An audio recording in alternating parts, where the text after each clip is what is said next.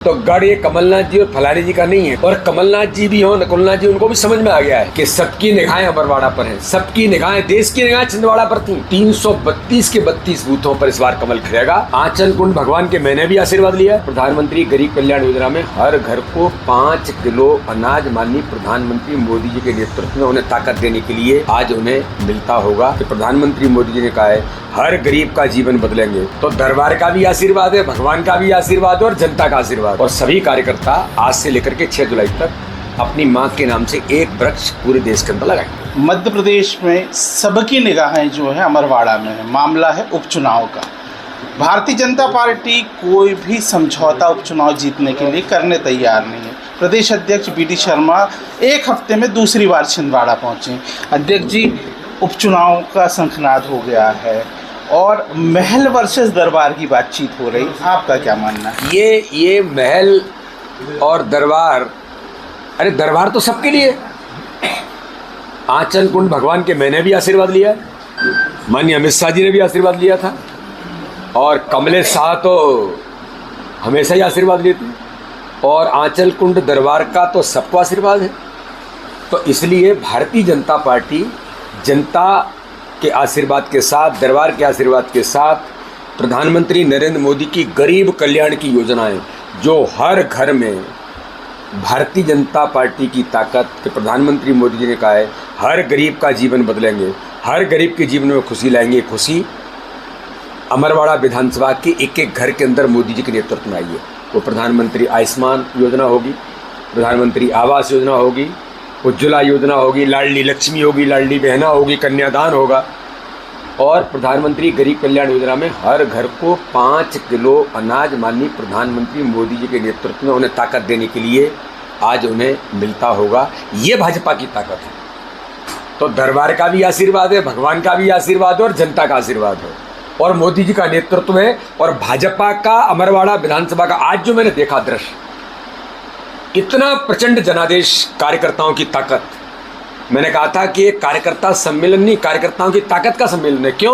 क्योंकि उनकी आवाज़ में जो उमंग और उत्साह है, ये साबित करता है कि कार्यकर्ता ने ठान लिया है कि 332 के 32 बूथों पर इस बार कमल खिलेगा और अमरवाड़ा विधानसभा में विजय का इतिहास फिर भारतीय जनता पार्टी बनाएगी। जो आप कह रहे थे कि सबकी निगाहें अमरवाड़ा पर हैं, सबकी निगाहें, देश की निगाहें छिंदवाड़ा पर थी लोकसभा में, और छिंदवाड़ा में प्रचंड बहुमत का जनता ने आशीर्वाद दिया। अब मध्य प्रदेश की निगाहें अमरवाड़ा पर है, तो अमरवाड़ा में भी जनता का प्रचंड आशीर्वाद भारतीय जनता पार्टी को मिलेगा। संगठन की बात करें, आज बलिदान दिवस, एक पेड़ माँ के नाम लगाइए।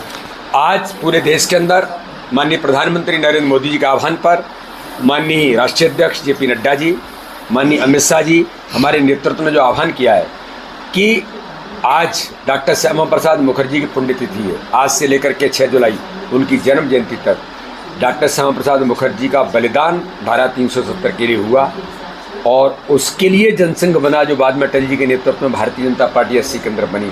आज वो भारतीय जनता पार्टी दुनिया का सबसे बड़ा दल है। केंद्र में सरकार, 22 से ऊपर राज्यों के अंदर सरकार, पंच सरपंच से लेकर के भाजपा के कार्यकर्ता आज देश के अंदर एक गुड गवर्नेंस दे रहे हैं। तो ये डॉक्टर श्यामा प्रसाद मुखर्जी का संकल्प धारा 370 खत्म हो गई है।